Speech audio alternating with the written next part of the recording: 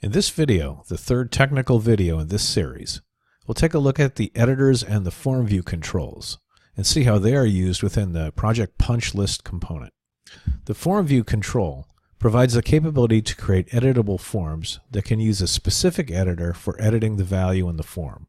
On a mobile device, you typically use a different editor for the different field types. For example, a spin list may be used for a date, a text box may be used for a line of text like a name, and a text area would be used for a multi-line text like a note.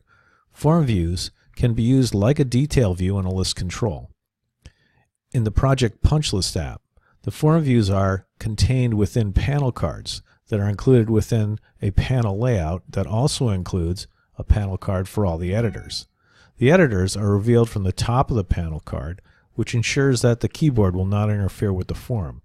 The editors are displayed in a docked panel that is displayed when the form view field is tapped. You can cycle through all the form view fields programmatically, and the appropriate editor is displayed for each field. Let's take a look at this functionality. I'll select a project and open up one of the punch lists and swipe the row and then tap on the edit button to bring up the form view that is associated with this list. Next, I'll tap on category to bring up the editor for the category field. The editor appears and a selection list appears. If I click on the arrow key in the control bar, the editor for the next field is displayed. This will cycle through all of the fields of this form. If I click on the text in the editor, in the description field, let's say, a keyboard is displayed to allow me to modify the text. If I tap on the next field button, the keyboard will disappear and the next editor appears. If I make a change to any of the fields, the green checkbox will dismiss the keyboard and commit the changes. The red circular left arrow will dismiss the keyboard and cancel all edits. These buttons are contained within a single control bar, and all the forms are updated as required. Both buttons will also hide the dock that contains the control bar. Let's take a look at how this behavior was implemented. First, let's look at the structure. A panel layout is used for the editor control and form navigation. In the panel layout properties, I've indicated that the flow is top to bottom. Docked panel display option is set to push, and the dock lock flow property is checked. That means that when the panel card that contains the editors and the editor control bar is displayed, the other panels are locked and the user cannot interact with them. I'm also using a slide animation when the dock panel comes into view. The panel card that contains the editors and the control bar that handles the form view field navigation and the commit and cancel buttons is set to 300 pixels in size, and the dock is set to collapse before so that it will not be shown when the panel cards that contain the numerous form view controls are brought into view. We only want the dock panel to show when any of the form views is using one of the editors. Each field will be mapped to the appropriate editor in the different form view controls, so only one editor will be shown at a time. Next, I'll expand the editor set. Here you can see I've got 4 editors defined to handle all the different field types. Editor 1 is a text box, editor 2 is a spin list for dates, editor 3 is a list box with some static placeholder data assigned. The list will be dynamically populated at runtime with data from the client-side data cache. The client-side data cache is populated by a callback to the server-side MySQL database when the app is first fired up, assuming that the device is online and that the server is available. Editor 3 is used for the punch list item category and punch list item status selections. We'll take a look at the logic a little bit later. Editor 4 is for the punch list detail notes, and that is set up as a text area with a height of 150 pixels.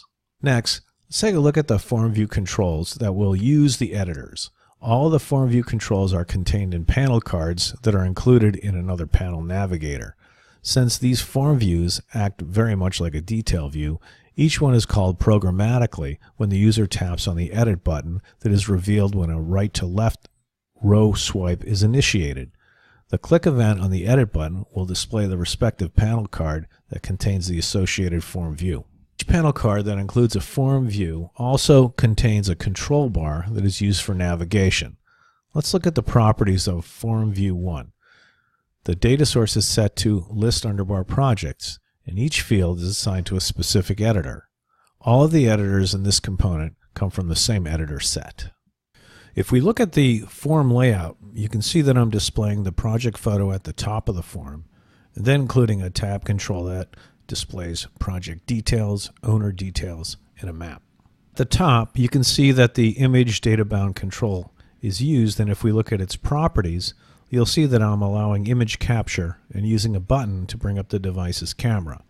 The layout of the button is defined in the template, and you'll notice that I'm centering the button.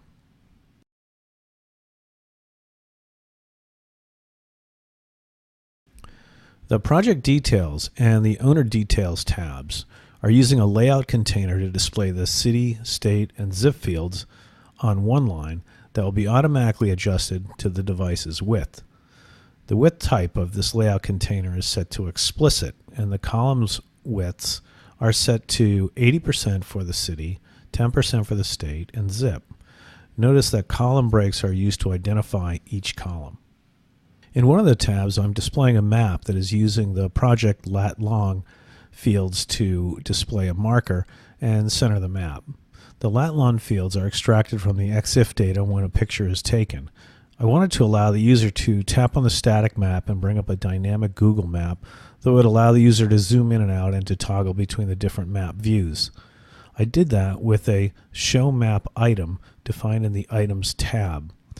The template references an A5-item attribute and sets that equal to Show Map. Template items are an efficient way of adding an event handler to the template HTML markup.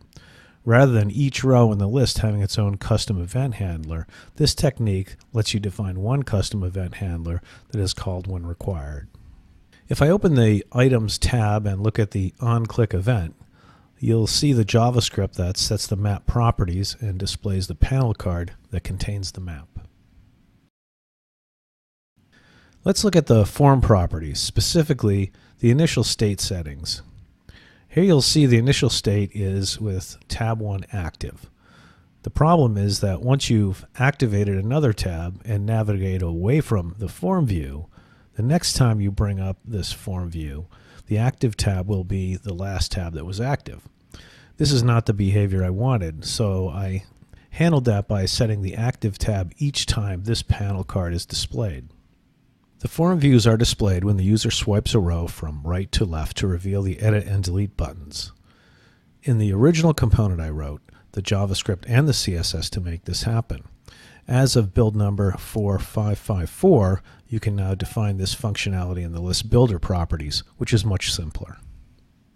I'll open the list properties tab for the projects list, and you'll notice that the has custom row side to side behavior is checked.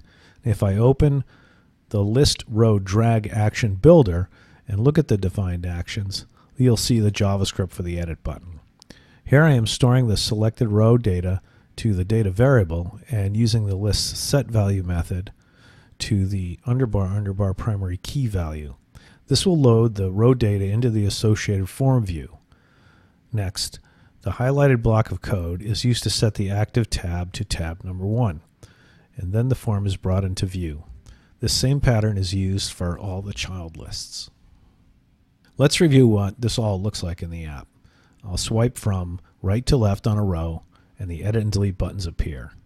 When I tap on the edit button, the form view appears and the active tab is set to tab 1. I'll select tab 2 to display the owner details. Next, I'll navigate back to the parent list by tapping on the left arrow in the control bar and edit another project. You'll notice that tab 1 is always the active tab when the form is first displayed. With the form view displayed, I'll tap on a field to initiate an edit. When I do that, the editor slides down from the top of the form, displaying another control bar that allows me to navigate through and edit all of the fields displayed by this form. Also notice that the left navigation arrow is disabled in the form control bar. All input is focused on the displayed editor, and the editor will never be blocked by the displayed keyboard. If you tap outside of the editor or tap on the Save or Cancel buttons in the editor control bar, the keyboard is closed. The editor is animated out of view, and the Form View Control Bar Navigation button is enabled. The Form View Control Bar button states are controlled by two events fired by the Panel Layout control. They are the on-dock panel show and the on-dock panel hide events. If we take a look at the on-dock panel show event, you'll notice that I'm checking to see if an audio is playing, and if it is, it's put on pause. Next, I'm defining an array of the names of all the control bars used in the numerous panel cards that contain the form views, and calling the disable back button JavaScript function, passing in the control bar object as an argument. I'm enabling the buttons with a similar function called enable back button that is called when the on-dock panel hide events fire. Let's take a look at those two functions. I'll open the JavaScript functions, and here we can see the disable back button and enable back button functions. All I'm doing here is setting a control bar variable called editorActive to true or false.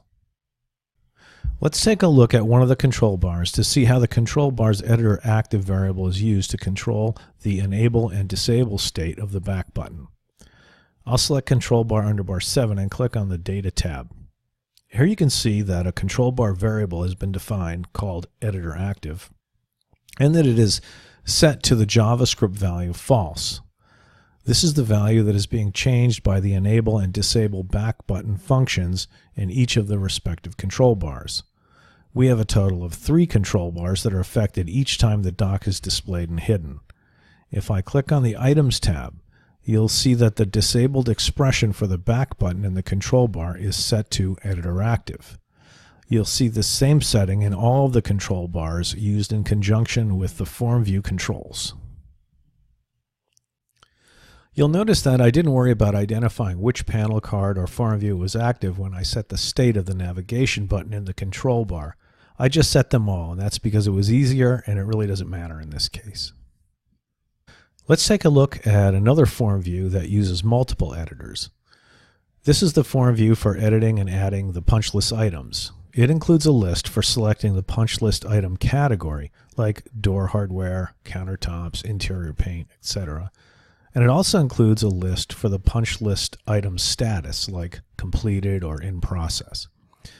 This is implemented using the same editor, and the data for these lists is based on a SQL query, and the return data is stored in a client-side data cache for offline use. A problem arose with this strategy if the device was offline the first time the app was initiated, because the app could not make a callback to get the data for the client-side data cache. To resolve this situation, I had to provide some default data that is updated when the app is online. Let's take a look at how that was accomplished. I'll click on UX Properties and then Client-Side Data Cache. Here we can see 2 data cache items, categories and status. They are both based on SQL queries, and the results are persisted to the file system. I'll edit categories, and you'll notice I've checked Delay Query until Explicit Refresh or Read. Also, Store Data on the device is checked, and the file system preferred is defined as the storage location. What all of this means is that when the app is first launched, it must get the data, so if the device is offline or the server is not available, it can't get the data to store on the device. The solution to this problem is to detect when the server is not available and provide some default data so that the app is useful. I've defined the default data in the client-side onInitializeBegin event. Here you can see that I've created an array of default categories and an array of default status, and made them properties of a global object called thisApp. Next, let's take a look at the setValue and editor property for editor under bar 3, which is the editor used for these fields as specified in the form view. I'll show you how that is assigned on the form view in a minute. I'll scroll down to the underbar onServerNotAvailable function, and you can see that I first define an object called underbar data. Then I'm setting a default status variable and a default categories variable with the contents of the respective arrays from the thisApp object. Then I'm using the JavaScript ternary operator to assign the proper value, either default status or default categories, to underbar data by looking at the item property. Finally, I'm calling the underbar onSuccess method of this editor and passing in the data. Now the editor list will always have some valid data. Once the device is online and the server is available, The SQL queries will be executed and the client-side data cache will be populated. You may never need to use the default data, but it's a good idea to think about this type of scenario when you're building a disconnected app. Next, I'll open the form view that uses this editor. In this case, that is form view underbar 2. From the Fields tab, I'll select Category, and you can see the editor is set to Editor underbar 3. I'll open the Editor Configuration Genie, and here you can see that the list data source is a client-side data cache, and that the client-side data cache item is Categories. You'll see something similar if you select the Status field, except this time the client-side data cache item is Status. That wraps up this discussion of the editors and form view controls used in the Project Punch List app. As with all software projects, there are a lot of different approaches that can be used when coding the app, and I hope you've picked up a few new ideas on how to use editors and form views in your own Alpha Anywhere apps. Thanks for watching.